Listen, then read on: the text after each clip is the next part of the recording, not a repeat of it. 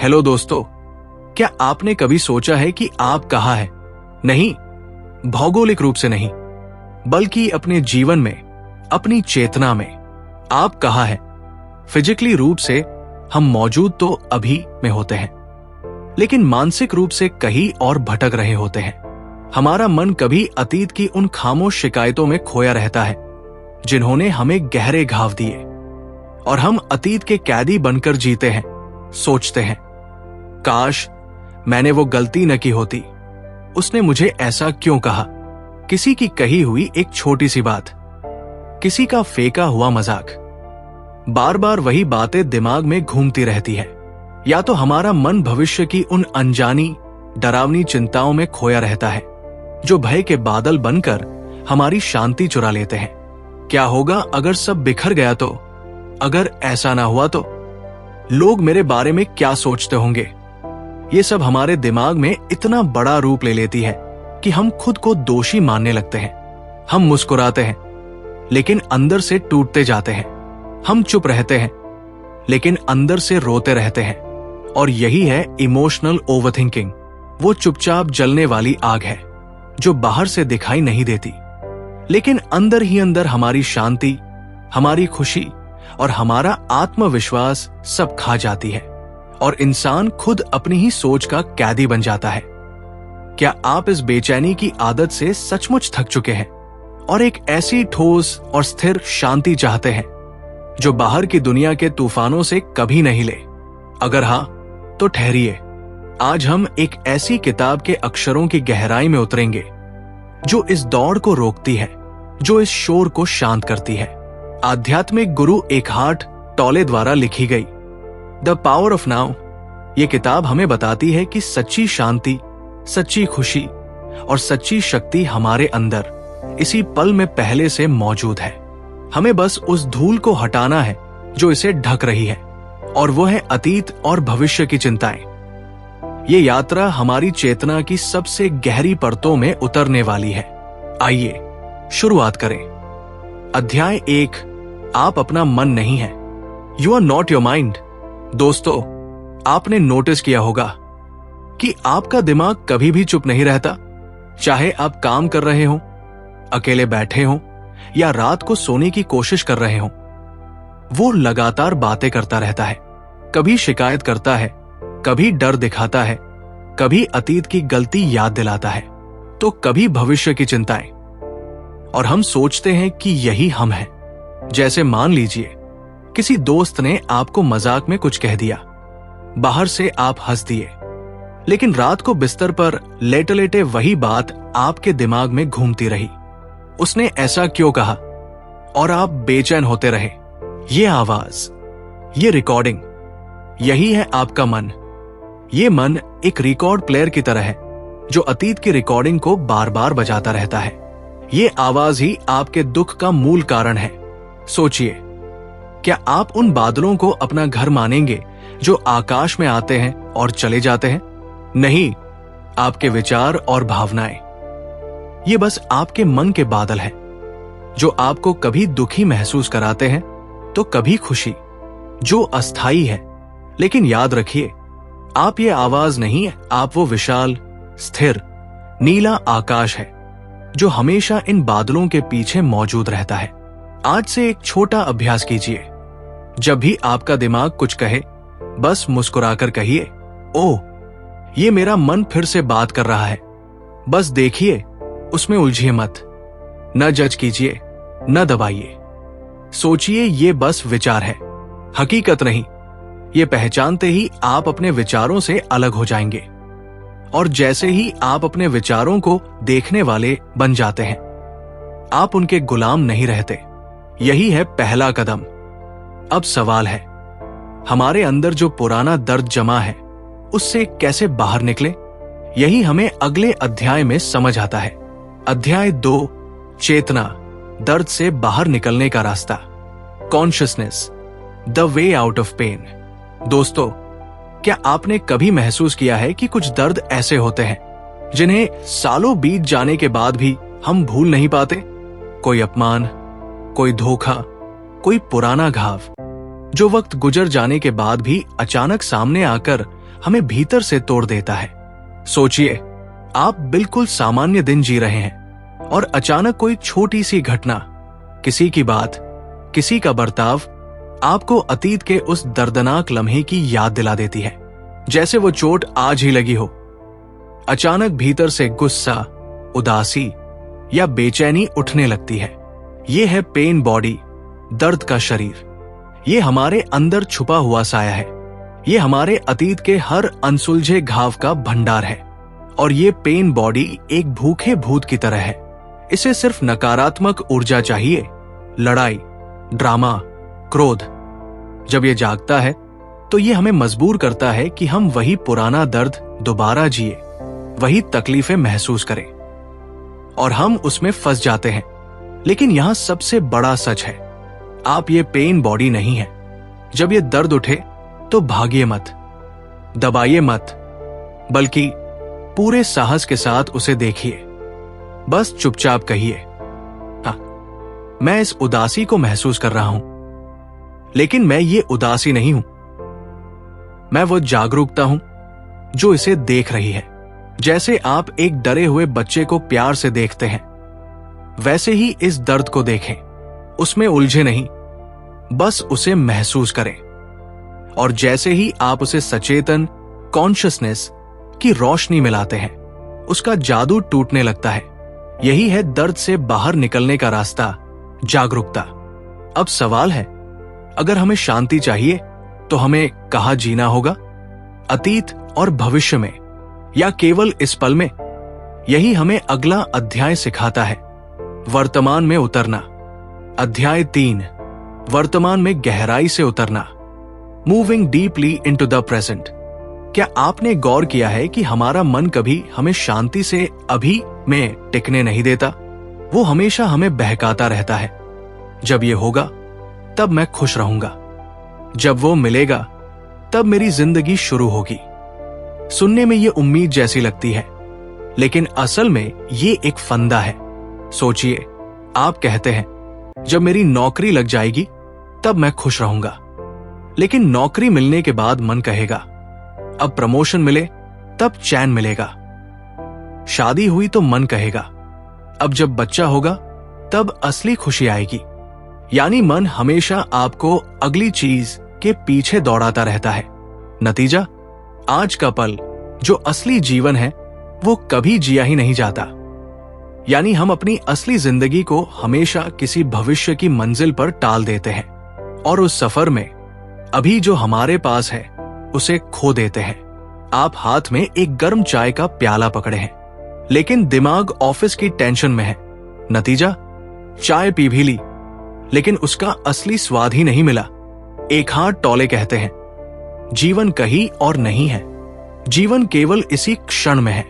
अतीत केवल यादों में है, भविष्य केवल कल्पना में, लेकिन सच्चा जीवन केवल अभी में है। अगर आप अभी को खो देते हैं तो पूरा जीवन खो देते हैं। आज से एक छोटा अभ्यास करें। जब आप खाना खाएं तो सिर्फ स्वाद और खुशबू महसूस करें। जब आप चलें तो सिर्फ कदमों की आहट और धरती की मजबूती को महसूस करें। जब किसी से बात करें तो पूरी तरह से सुने, उनकी आंखों को, आवाज को और बीच के मौन को भी। यानी हर साधारण काम को मेडिटेशन बना दीजिए। यकीन मानिए, जब आप अपने ध्यान को वर्तमान में लाते हैं तो आपका साधारण जीवन भी जादुई बन जाता है। लेकिन यहां एक समस्या है, हमारा मन हमें अभी में टिकने ही नहीं देता। वो बार बार हमें अतीत और भविष्य की ओर खींचता है। तो मन ऐसा क्यों करता है और इससे बचा कैसे जाए? यही रहस्य खुलता है अगले अध्याय में। अध्याय 4, वर्तमान से बचने की मन की रणनीतियां, mind strategies for avoiding the now. दोस्तों, आपने गौर किया होगा, जैसे ही आप चुपचाप बैठते हैं आपका मन तुरंत शोर मचाने लगता है। वो कहता है, अरे ये काम अभी तक पूरा क्यों नहीं हुआ? कल क्या होगा? अगर गलती हो गई तो? यानी मन को वर्तमान से डर लगता है। उसे शांति नहीं चाहिए, उसे ड्रामा चाहिए, कहानी चाहिए। सोचिए, आप पार्क में बैठे हैं, सामने हरी घास, पेड़ों पर चिड़िया ठंडी हवा बह रही है, सब कुछ शांत है, लेकिन दिमाग कहता है कल इंटरव्यू है, कहीं रिजेक्ट हो गया तो, या पिछली बार का अपमान याद आ जाता है। नतीजा, पार्क की सारी खूबसूरती गायब हो जाती है, क्योंकि मन आपको अभी से बाहर खींच ले गया। एक हाथ टोले कहते हैं मन का असली खेल यही है, या तो वो आपको अतीत में ले जाएगा, तुमसे गलती हो गई थी, तुम बेकार हो, या फिर भविष्य में डर दिखाएगा, अगर सब बिगड़ गया तो क्या होगा। मन कभी नहीं चाहता कि आप अभी में टिके, क्योंकि वर्तमान में टिकते ही उसका नियंत्रण खत्म हो जाता है। मन हमेशा कुछ करने को कल पर टालता रहता है, लेकिन दूसरी तरफ आपको आज में जीने भी नहीं देता। तो उपाय क्या है? जब भी दिमाग आपको अतीत या भविष्य में खींचे, एक गहरी सांस ले और खुद से कहें, क्या इस क्षण कोई समस्या है? अक्सर जवाब होगा नहीं। जैसे ही आप नोटिस करें कि मन भटक गया है, वही रुक जाइए और वर्तमान को देखिए। याद रखिए, लाइफ इज नाउ, बाकी सब एक भ्रम है। जब आप ये समझ लेते हैं तो धीरे धीरे मन की पकड़ ढीली पड़ने लगती है, और जैसे ही मन का नियंत्रण कम होता है, आपके अंदर एक नई गहराई खुलने लगती है।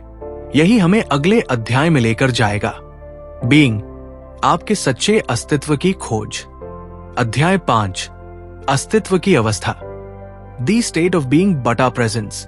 दोस्तों, क्या आपने कभी ऐसे पल महसूस किए हैं जब सब कुछ जैसे थम गया हो, जैसे बारिश की बूंदें गिर रही हों और आप बस उन्हें महसूस कर रहे हों, या किसी प्रियजन की आंखों में देखते हुए समय जैसे रुक गया हो? वो पल जब न अतीत था न भविष्य, बस आप और ये क्षण। यही है प्रेजेंस, अस्तित्व की अवस्था। लेकिन हकीकत यह है कि ऐसे पल बहुत कम आते हैं। अक्सर हम या तो पछतावे में जीते हैं या भविष्य की चिंता में, और इसी वजह से हम असली जीवन को खो देते हैं। सोचिए, जब आप खाना खा रहे होते हैं तो क्या सच में सिर्फ स्वाद महसूस करते हैं, या फिर दिमाग मोबाइल, काम और टेंशन में उलझा रहता है? यही फर्क है लिविंग अनकॉन्शियसली और लिविंग इन प्रेजेंस का। एक हाथ टोले कहते हैं, जब आप पूरी तरह से उपस्थित होते हैं तब डर, चिंता और गुस्सा टिक ही नहीं पाते, क्योंकि ये सब या तो अतीत से आते हैं या भविष्य से। प्रेजेंस आपके चारों ओर एक ऊर्जा का कवच बना देती है, और तब आप हर परिस्थिति में स्थिर, शांत और मजबूत बने रहते हैं। जब भी सांस लें तो बस महसूस करें कैसे हवा आपके शरीर में जा रही है और वापस निकल रही है।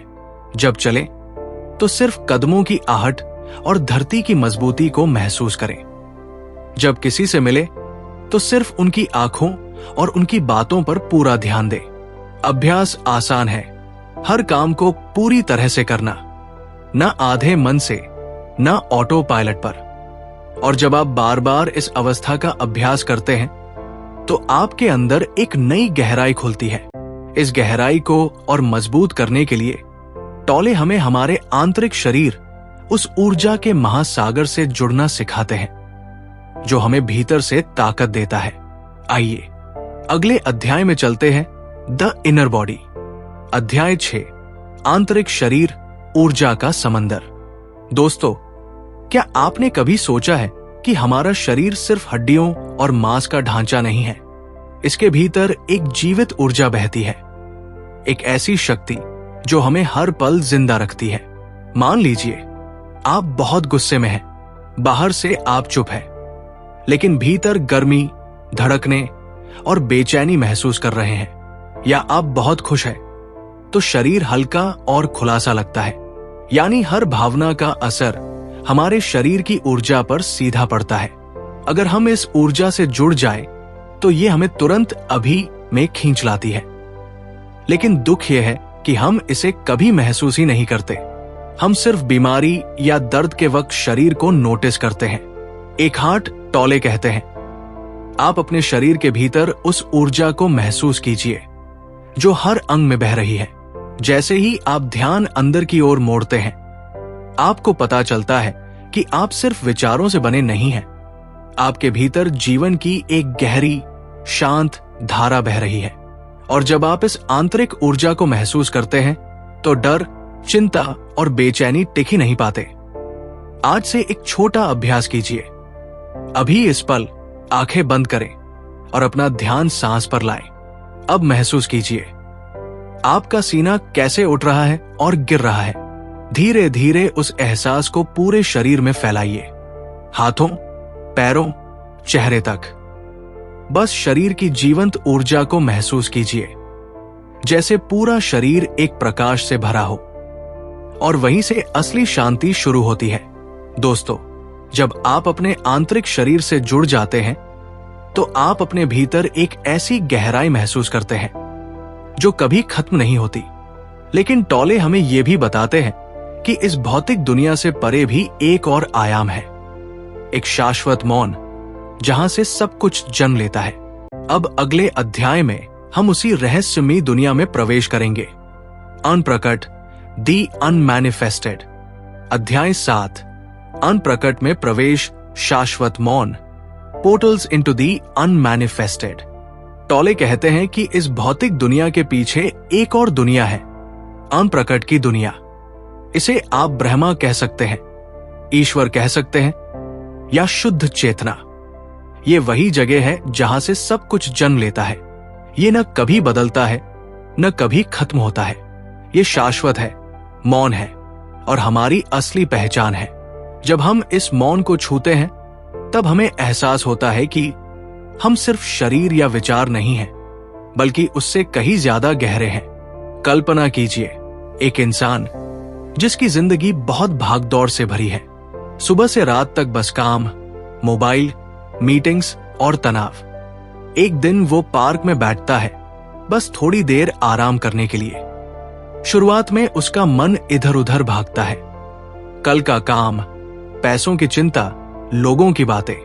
लेकिन धीरे धीरे वो देखता है कि पक्षियों की चहचहाहट है, पत्तों की हल्की सरसराहट है, और फिर अचानक सब कुछ शांत हो जाता है। उस पल में वो महसूस करता है, मैं इस शरीर या चिंता से बढ़कर कुछ और हूं। वो सिर्फ मौन को सुन रहा है और यही मौन उसे भीतर से भर देता है। तो दोस्तों, अब सवाल है, हम इस मौन तक कैसे पहुंच सकते हैं? गहरे मौन में बैठकर अपने विचारों को बस आते जाते देखें, उन्हें पकड़े नहीं। धीरे धीरे बीच में अंतराल दिखेगा। वही अनप्रकट का दरवाजा है।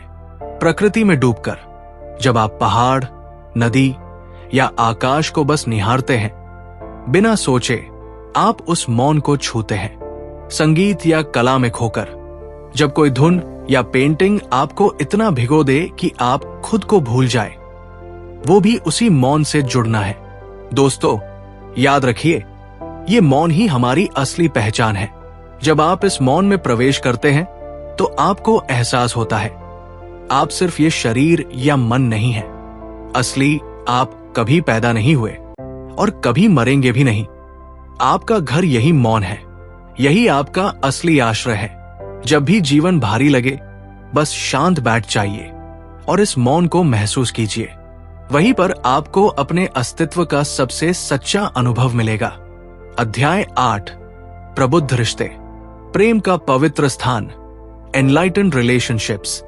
हमारे रिश्ते अक्सर हमारे पेन बॉडी से सबसे ज्यादा प्रभावित होते हैं। हम अपने अतीत के असुरक्षा और घावों को रिश्तों में ले आते हैं और फिर अपेक्षाओं, एक्सपेक्टेशंस का एक पहाड़ खड़ा कर देते हैं। हम अपने साथी में वह चीज ढूंढते हैं जो हमें खुद में नहीं मिल रही। नतीजा, हमारा रिश्ता एक प्रेम का पवित्र स्थान नहीं, बल्कि एक लड़ाई का मैदान बन जाता है, जहां हम एक दूसरे को बदलने की कोशिश करते रहते हैं। सोचिए, आपका साथी या दोस्त कुछ ऐसा कह देता है जो आपको असहज कर देता है। अचानक आपके अंदर वो पुराना दर्द जाग उठता है, मैं हमेशा गलत रहता हूं, मुझे कोई समझता ही नहीं, और आप लड़ाई या बहस में फंस जाते हैं। ये पेन बॉडी और अतीत की उम्मीदें हमारे रिश्तों में झगड़ा पैदा करती है। लेकिन जब आप अभी में होते हैं, जब आप उपस्थित होते हैं, तो आप अपने साथी को बिना किसी पूर्वाग्रह, प्रेजुडिस या अपेक्षा के स्वीकार करते हैं। आप उनकी अपूर्णता को प्यार करते हैं, क्योंकि आप उनकी असली आत्मा को देखते हैं, न कि आपके मन की बनाई गई छवि को। प्रबुद्ध रिश्ते वह हैं जहां आप एक दूसरे की जगह को महत्व देते हैं। आप एक दूसरे के लिए जगह बनाते हैं। जब आप खुद से प्यार करना सीख जाते हैं, तभी आप बिना किसी शर्त के दूसरे को प्यार कर सकते हैं। तब आपका रिश्ता एक साझा आध्यात्मिक यात्रा बन जाता है। जब आपके और आपके साथी के बीच कोई संघर्ष उठे तो लड़िए मत, बस शांत रहिए। अपने साथी को समझने की कोशिश कीजिए। उनकी स्थिति, उनके डर और उनके अनुभव को महसूस कीजिए। अपने शरीर में उठे हुए क्रोध को महसूस कीजिए और उसे सिर्फ देखिए। जब आप संघर्ष को अस्वीकार करते हैं तो आपका रिश्ता एक युद्ध का मैदान नहीं, बल्कि प्रेम का एक पवित्र स्थान बन जाता है। प्रेम उपस्थिति का फल है। जब आप उपस्थिति के साथ रिश्तों को जीना सीख जाते हैं तो समझते हैं कि खुशी और दुख दोनों अस्थायी है। तब आप जीवन की हर स्थिति में अडिग शांति पा सकते हैं। और यही हमें अगले अध्याय में ले जाएगा, बियॉन्ड हैप्पीनेस एंड अनहैप्पीनेस, खुशी और दुख से परे शांति। अध्याय 9 खुशी और दुख से परे शांति है, बियॉन्ड हैप्पीनेस एंड अनहैप्पीनेस। दोस्तों, हम जिंदगी भर क्या करते हैं? खुशी की तलाश। लेकिन सोचिए, जैसे ही हमें खुशी मिलती है वो कुछ समय बाद चली जाती है और उसके बाद दुख हमारा इंतजार करता है। हम इस झूले पर लगातार ऊपर नीचे झूलते रहते हैं और कभी स्थिर नहीं रह पाते। मान लीजिए आपने कोई बड़ी सफलता पाई। शुरुआत में खुशी का अनुभव होता है, लेकिन अगले ही पल डर या चिंता आने लगती है। कहीं इसे मैं खो ना दूं, या कोई रिश्ता बिगड़ता है, दुख होता है, लेकिन फिर भी अगले पल कोई छोटी खुशी आ जाती है। यानी जीवन का असली सच ये है, खुशी और दुख दोनों अस्थायी है। ये ऊपर नीचे चलने वाला झूला है। एक हाथ टौले कहते हैं, सच्ची शांति कहीं बाहर नहीं, बल्कि हमारे भीतर है। खुशी और दुख केवल अनुभव है, लेकिन उनकी परतों के नीचे एक स्थिर अडिग शांति मौजूद है। ये शांति हर भावना को स्वीकार करती है, लेकिन उनमें बहती नहीं। यही वो अनवेवरिंग पीस है जो जीवन की अस्थिरता से प्रभावित नहीं होती। जब कोई कठिन परिस्थिति आए, खुद से कहिए, हां, ये पल मुश्किल है, लेकिन मैं इसके साथ शांति से हूं। मैं इसे स्वीकार करता हूं। अपनी भावनाओं को महसूस कीजिए, लेकिन उनमें खोए बिना।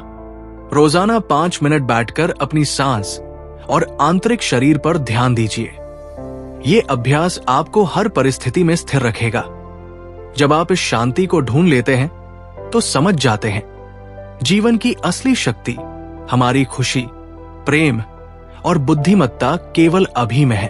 और इसी क्षण को पूरी तरह स्वीकार करने का सबसे शक्तिशाली तरीका है समर्पण, सरेंडर। आइए अगले और आखिरी अध्याय में देखते हैं समर्पण का अर्थ, द मीनिंग ऑफ सरेंडर। दोस्तों, जिंदगी में अक्सर हम संघर्ष करते हैं। हर चीज को अपने अनुसार नियंत्रित करने की कोशिश करते हैं, लेकिन कभी सोचा है क्यों हमारी सबसे बड़ी शांति तब मिलती है जब हम लड़ना छोड़ देते हैं, समर्पण कर देते हैं। समर्पण का मतलब हार मानना नहीं, बल्कि जीवन के साथ बहना है। जब आप किसी चीज से लड़ना छोड़ देते हैं तो आपकी ऊर्जा मुक्त हो जाती है। अगर कोई बदलाव संभव है तो आप उस मुक्त ऊर्जा को रचनात्मक क्रिया में लगाते हैं। आप संघर्ष नहीं करते, आप निर्माण करते हैं। सोचिए, आप ट्रैफिक में फंसे हैं, आप गुस्से में हैं, घड़ी टिक टिक कर रहा है, लेकिन कुछ भी बदल नहीं सकता। अगर आप परेशान होना छोड़ दें, गुस्से को छोड़ दें, तो आप महसूस करेंगे मन शांत, शरीर हल्का। ऊर्जा जो संघर्ष में फंसी थी वो अब रचनात्मक काम में लग सकती है। एक हाथ टौले कहते हैं, समर्पण का मतलब इनएक्शन या हार नहीं है। इसका मतलब है वर्तमान परिस्थिति को जैसे वो है स्वीकार करना।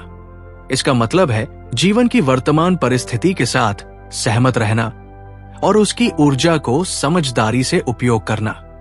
जब आप ये समझ लेते हैं तो ब्रह्मांड की विशाल बुद्धि आपके साथ काम करने लगती है। समर्पण ही वो चाबी है जो आपको आंतरिक स्वतंत्रता और सच्ची शक्ति देती है।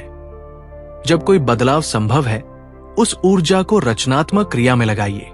जब बदलाव संभव नहीं, जैसे अतीत या किसी और की इच्छा, तो इसे स्वीकार कर शांति बनाए रखिए।